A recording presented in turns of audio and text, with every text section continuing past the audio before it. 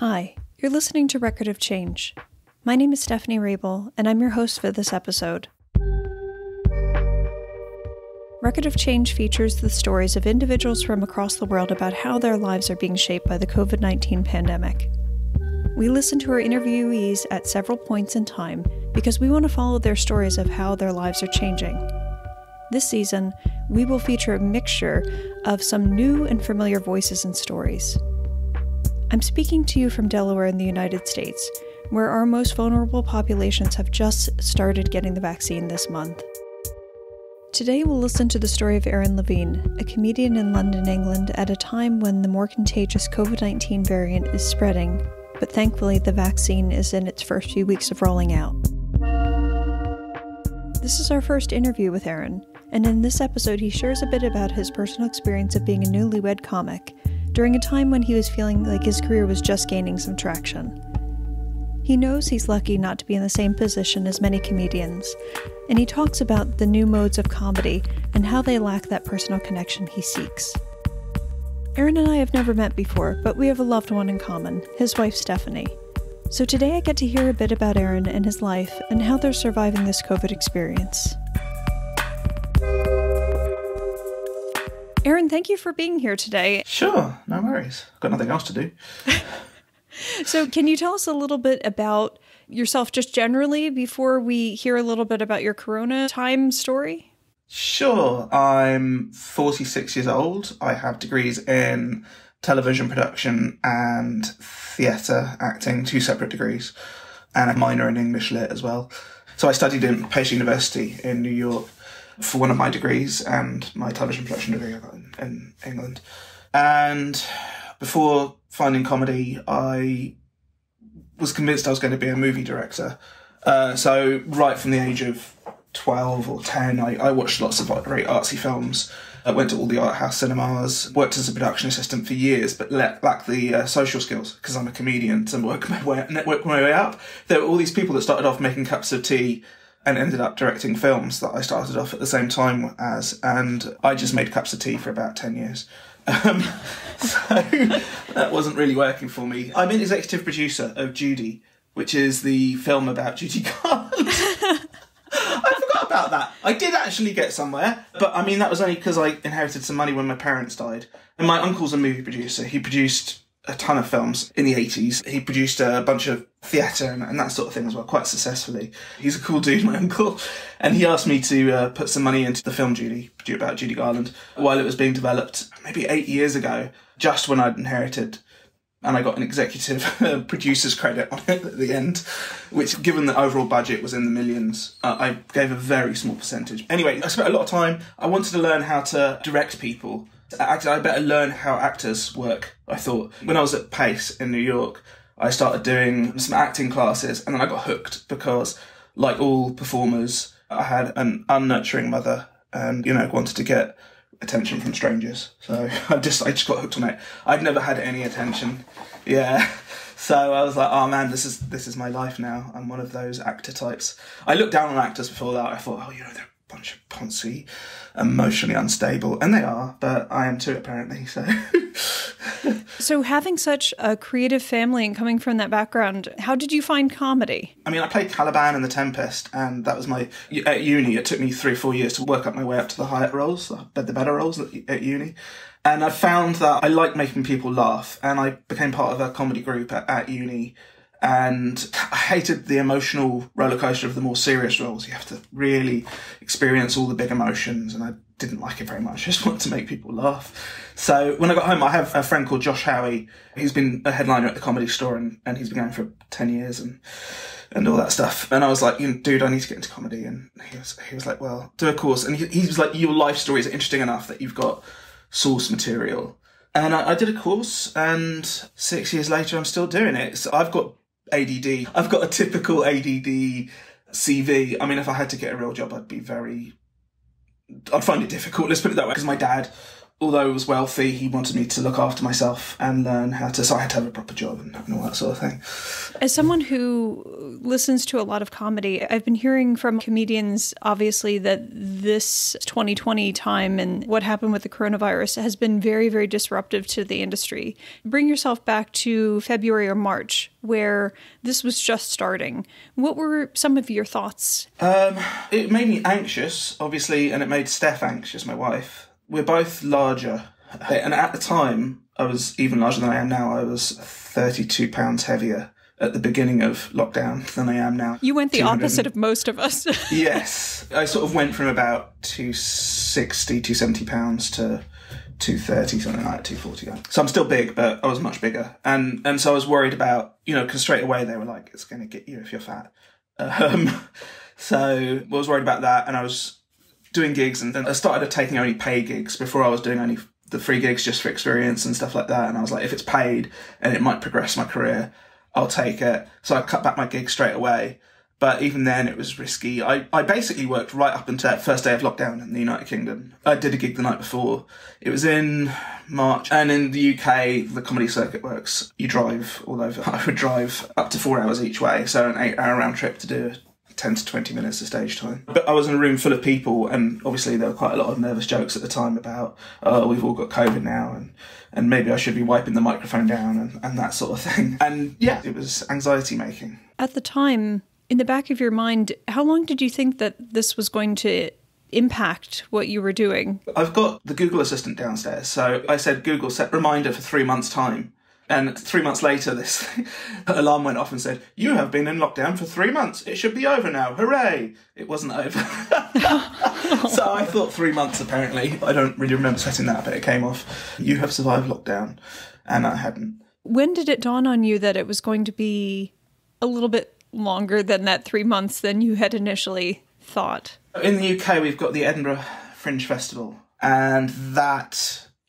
you plan for that. It's the highlight of your year because you get a lot of stage time and you run your own shows. I was going to run 2 shows. I was going to run my own show plus a mixed bill. I'm Jewish. I was going to do a Jewish-themed comedian mixed bill called Jeworama, where we've got different Jews on. And I was always getting stage time. I was on for 10 or 20 minutes each hour. And then I was going to run my own show, which would have been my own hour about inheriting money, because I inherited money, and that's kind of unique. I would call it birthright. That was it. Because I inherited neurosis and money, and, the payoff. Both my parents died. My mum died when I was 19. My dad died when I was about 30. And then, they both died of cancer, and I've had cancer. So I sort of inherited cancer. My aunt died of cancer, my grandparents died of cancer, my cat had cancer. So that's what the show was about. So I was going to do an hour on that. And yeah, but like I said, I would drive 12 or 13,000 miles a year to get stage time. Edinburgh for a month in August, you just get a couple of hours of stage time a day because you're doing guest spots at other people's shows as well all the time. But that you start booking for that. You book your accommodation 8 months in advance.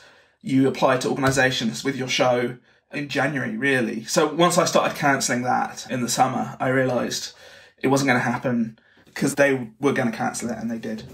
I'm imagining that during this time, it's been hard to do the traditional forms of comedy. What has kept you sane? What do you do for fun during this time? Have you picked up any new hobbies? Yeah, there's lots going on. There are online gigs that I do. There's particular promoters that really like me and ask me to come on and do online gigs. I don't get paid for them, but it keeps me sane. And it also helps me write material and that sort of thing. There's Zoom gigs, so like this, but I put it in gallery view. So it's like Brady Bunch, so I can see all the audience. There's only ever like 20, 30 little squares that I can see, on a couple of different pages of people, and he makes them put all their cameras and mics on so you can get feedback, which is also, it's weird because you've got lots of people laughing and the timing's weird and everything's strange, but it's a lot of fun. I wish my students would do that. I've asked them to turn on their videos, and one time I had one student for weeks just have her camera on, and then no one else did. That's like that film Real Genius, where they start sending their tape decks to the lecture hall to record the teacher, and eventually the teacher sends a tape deck. Do you remember that? It's like, and it's just like one I've never seen the film, but that is exactly what it feels yeah. like. I feel like sometimes I'm like a podcast that they don't want to listen to. Yeah. Yes. Oh, but I'm sure that seeing those visuals sometimes helps to feel like at least there are real people there. It really helps, because I did other gigs as well where I couldn't see people, and you're just hoping there's an audience out there. And it's so weird. You're just doing jokes, especially when you're writing new stuff. I got married in July last year, and I kind of exaggerate it for the comedy, and I say basically I'm a newlywed, and this lockdown is my honeymoon. It's sped up the marriage process. I'm getting divorced in 2 weeks, I say. You know, when I'm trying out stuff like that, I don't know if people are going to laugh. I've taken courses I did a Steve Martin online comedy course with masterclass. And now I'm trying to write kids' books because I have random ideas about kids' stories, and a couple of people have told me I should, but I have no idea how to write kids' books, so I've started taking an online course for that as well. I've got an idea about counting sheep. You know, when you sleep, you count sheep, but one of the sheep, my sheep, Ralph, is purple and belches rainbows and wakes everyone up, and he just wants to fit in. But there's a whole load of new things to learn about that. You've got to have an inciting incident, and you've got to have antagonists, and you've got to have conflict. And I was like, should I make it a murder mystery? Maybe that's not good for kids. Anyway, there's that, and I've learnt to cook. We've been cooking a lot. We've been using these boxes where you get all the ingredients in a box, and the recipes are really simple, and it's all weighed out for you, and you just follow it. From that, we've gotten confidence, and we're really learning to cook now. We bought a crock pot, and we're slow cooking. And yeah, I did lose weight. I lost weight because all the restaurants shut down in the first lockdown. They're open now initially, but also because I was worried that being fat would kill me. So it was highly motivational to lose weight, because I thought there was less of a chance if I was less heavy that COVID would kill me, basically.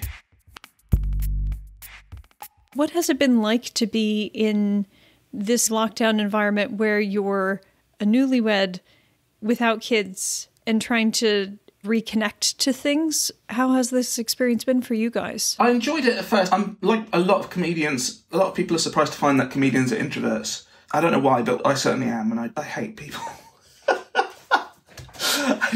It's not that. I just find it draining to be at a party and be outgoing and all that sort of thing. And I like spending alone time. So initially it was good, but even I need family, at least my close family. So it was difficult. I mean, we're lucky in that my sister lives about a mile away.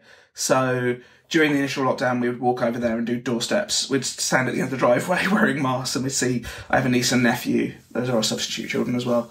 And we just give them back afterwards. Except we don't even get to give them back because we can't touch them now. Uncle Lawrence, I told you about, he just doesn't care. He's 85, and he was like insisting we eat in badly air-conditioned restaurants and things. He's just like, I'm 85, who cares? Yeah, when I go, I go. I'd rather, yeah, when I go, I go. You know, it's weird. I mean, I spent a lot of time on the road, and it was strange. It was weird being. I think I've become institutionalized now. So I probably go out every 4 or 5 days, and I feel like I'm in the Shawshank Redemption. Like, I don't like the outside world anymore. I find it frightening, and people are going to cough on me, and do they have COVID, and all that sort of thing. And it's going to take some getting used to when it all ends. Everybody across the world has been looking into the situation in the UK, especially because I think I heard the other day that the new variant is now the dominant variant that they're finding in the UK. It's crazy. 1 in 30 people in the town I live in, London, have COVID. 1 in 30. I mean, being independently wealthy, it's a very first world problem, but I've had to get rid of the cleaner. I have got another joke about that, because I've been doing everything on Zoom. I've been doing training on Zoom. I've got a gym 3 times a week, and I've got a yoga mat downstairs, and the guy just... At one point, he was doing it from a pool, like in Luxembourg. He was like lifting his martini up to his lips and going, okay, do 10 star jumps. And each time I did one, he took a swig.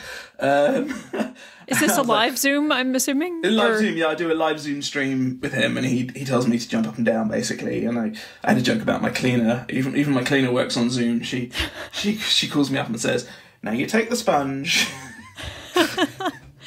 It could work. Yeah, it could be. Yeah, everything's on Zoom now.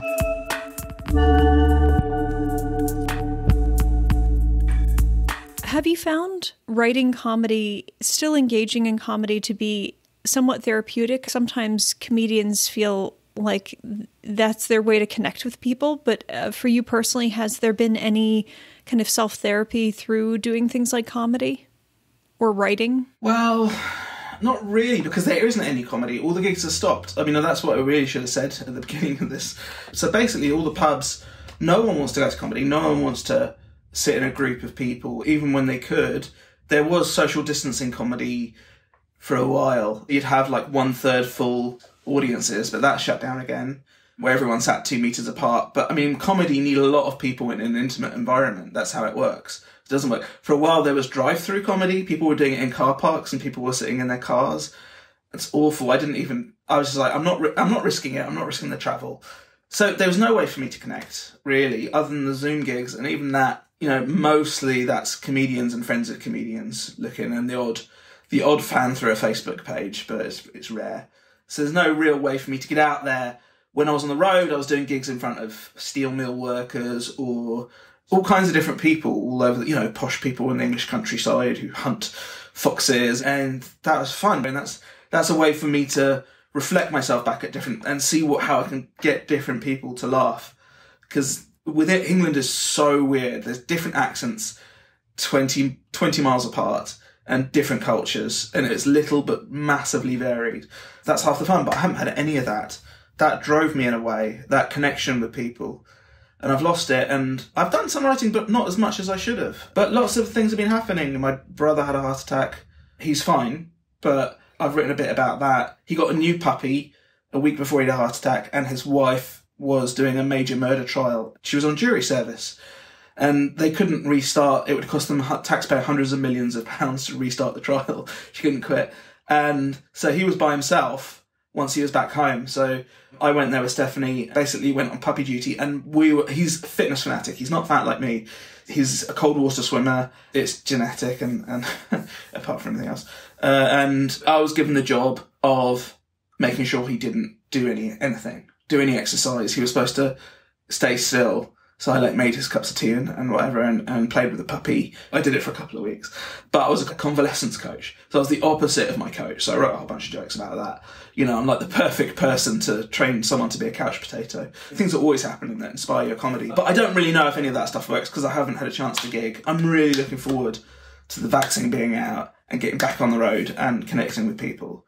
And I really miss that. And I'm really lucky. I did inherit money, and I've got enough in the bank where I don't need to make a living. I'd be so screwed if I had to make a living. But there's a lot of comedians out there who they actually made a living from it. I made maybe £400 a month, which is not a living, but people who are doing better than me, I was sort of semi-professional, who made a living. A lot of my friends, like proper full-on comedians, and they just lost their living like that.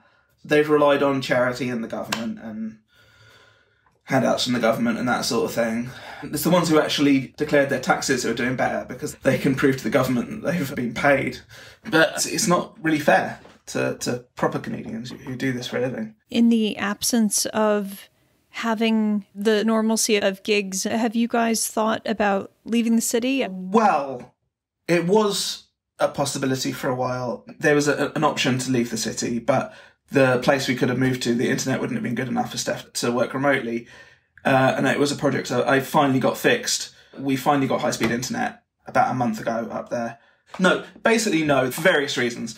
Internet and also the government was advising against it. They didn't want you to go to a second home, or they didn't want you to spread it around the country. They were saying stay at home, and if you've got nosy neighbours, they'll report. All those Londoners are up. There was no way of getting out of the city. Steph has to work remotely and needs a very good internet connection to do it. Now that we're in 2021, we're in a spot where there's a vaccine that is pending for a lot of us. What are your thoughts and hopes for the coming months? Well, I'm hoping that gigs will start happening again. I don't know if people are going to be scarred from the idea of going to gigs. They're not going to be used to sitting in rooms close to people. I mean, one of the frustrating things is, I'm a Jewish hypochondriac. One of the frustrating things is the vaccine is 90% effective. So in the back of your mind, and maybe there'll be that with other people. What if it's the 10%? My uncle, because he is 85, has now had both vaccines. He's had both shots. But I'm still hesitant to go and see him because what if I'm the 10%, they're 90% effective? Mm-hmm. What if I kill my uncle? I don't want to kill my uncle, What if I spread it somehow? So that could affect gigs. I don't know how it's going to work. It's going to be a weird world. Everyone's going to be joking about the pandemic when the gigs do start again. So I think it's going to be okay as long as you stick to your personal story. For example, I do a lot of jokes about cancer, but that's because I've had a lot of cancer in my family, and I've had cancer and I lost my balls and all that, so I do a lot of cancer jokes. So apart from one time where I didn't get the tone right and one woman went ran out the room crying, most people laugh, generally 99% of the time. What was the moment that woman went out? Maybe it just hit too close to home? I think she'd had a family member die of cancer too recently, and I was being a bit flippant, I think, with my material, probably. I don't remember, it was a while ago, but it's stuck in my head, and I've actually softened it a bit since then. I think I used to have a throwaway joke about, I used to say my aunt died of cancer, my grandparents died of cancer, both my parents died of cancer, my cat had cancer, I've had cancer. We shouldn't have had that timeshare in Chernobyl. I think that's what triggered her. But it's just a silly flippant joke. It's a bit of a shock reaction joke. I've actually dropped that joke from my set now.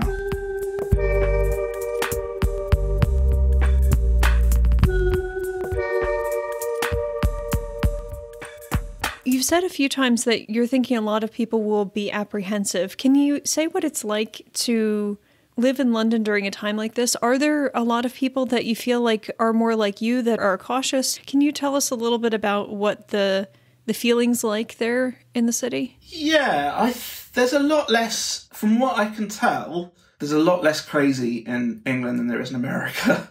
There's a lot less conspiracy theory and thing. I don't think there's too much of that in London. There's mostly, when it first started, people were like, it doesn't affect me. There was a bit of that. So in March, there was like, oh, it's not about me. But now everyone, like, the streets are quiet and everyone's wearing masks in supermarkets, more or less. People are being pretty good. Everything's very quiet. It's quiet. Everything. Well, I miss going to the cinema. I miss hanging out with friends. You know, all the normal COVID things that have affected everyone around the world. All the things that you used to do socially, now we're binge watching Netflix. I've gotten very into computer games. And actually Animal Crossing New Horizons, which was really helpful. I spent 3 months obsessively playing it when the first lockdown happened. But it was like perfect escapism, sort of Zelda type, total escape. There have been coping mechanisms, but then I'm like, what am I contributing to society? You know, I contribute to society by providing escapism, by making people laugh, maybe being a bit edgy, making people a bit uncomfortable. But laughter is a release. Laughter is a release of tension, right?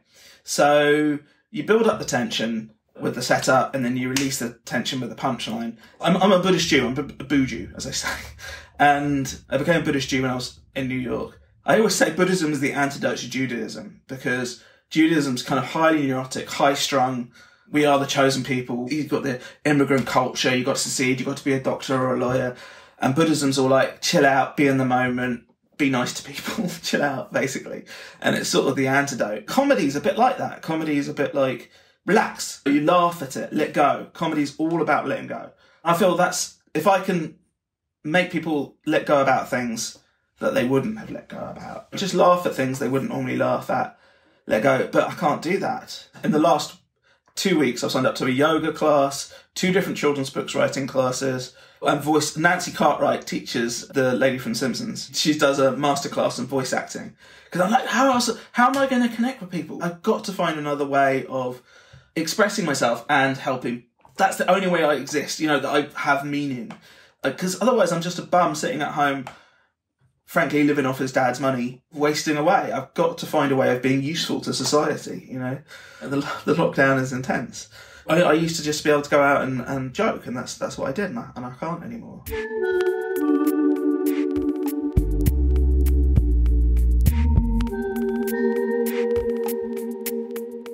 When we look at the UK news, Brexit is making some progress. Has that been getting in front of people? Is that something? Yeah, Brexit's there, but it's not such a big deal. It's been going on such a long time. You can't joke about Brexit anymore because it's been done to death. It's been happening for 3 or 4 years. And for 3 or 4 years, every couple of times a week, it's been a headline. This is happening in Brexit, that's happening. And no one cares. They've just become numb and immune to it. No one cares anymore. So I think even if COVID wasn't around, we're just like, just get it over with already. And I think there's a sense of relief coming that it's done with, more or less. We've left. I don't think people really care anymore. Are there any jokes that have aged out? So you alluded to the fact that Brexit had its window where you could joke about it and then it's kind of over. Is there anything that you feel like in this moment in time, are COVID jokes over? Or when will we get there? They haven't even, I don't know, because I haven't been out there. I suspect you're going to have to be careful about it, because there are people who have died from it. I know people that have been in intensive care, and even I've been affected by it as well. I think you'll find out when the gigs start happening. On the online gigs, people haven't been really joking about COVID per se. They've been joking about lockdown, about how it affects them. But I haven't seen any sort of harsh COVID jokes. I don't think people would do that. It's a very politically correct world at the moment. You have to be pretty careful. There's a saying in comedy, always punch up, don't punch down. And I think that's fair. And what that means is, don't make jokes about homeless people. Don't make it punch up, punch towards the politicians. Being a white middle-class male, there's not a lot of people above me to punch towards, but I can. So I talk about religion, I talk about God, and I talk about, that's what I have to, and disease, because that's above me, I can punch up, I can make jokes about Judaism because I've got my full name is Aaron Moses Abraham Levine, which is, my parents were optimistic people. You wouldn't give your kid a name like that if you thought there was going to be another Holocaust. Now, I can make that joke because I'm Jewish, and, it's on the edge, but I mean, a non-Jewish person couldn't make that joke in the current environment.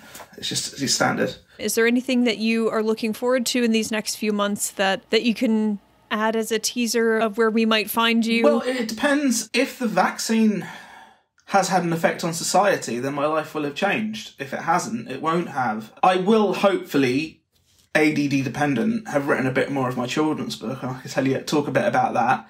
I've started plotting it out on a whiteboard, which is a good sign that I might actually follow through on it. Or maybe I'll be a famous voice actor. I don't think so. But I was an evil villain for a feature film cartoon that it never got animated. They ran out of money, but I did the voice recording for it, and I'm a pretty good. I can do a good. I do a good. I'll get you next time, Gadget. I can do all that malarkey. So, Aaron, thank you so much for sharing a little bit about your story and how you guys have stayed sane.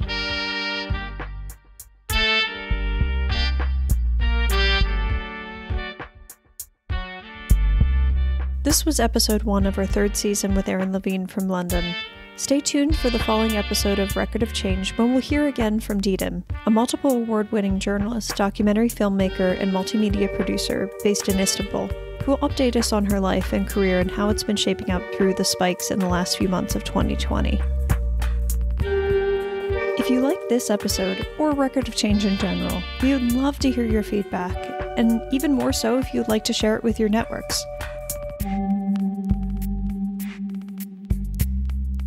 Follow us on your favorite podcast provider, or on Twitter, Instagram, YouTube, or our website Record of Change. If you like supporting independent podcasts, we would be honored for you to support our efforts to bring you unique stories from across the world through being a Patreon supporter. For those supporting us on Patreon, you'll have unique opportunities and access, getting early access to episodes, bonus behind-the-scenes insights from the Record of Change team, and the opportunity to pitch questions for our interviewees, alongside us helping us make the show. Even the smallest level of support can be a great boost as we strive to document the impact of COVID-19 on communities throughout the world. This podcast is implemented with and by the members of the Bosch Alumni Network, a community that brings together former and current fellows, grantees, and staff members of the Robert Bosch Stiftung and its partners. Thank you for listening. Thank you for listening. Thank you for listening. Thank you for listening.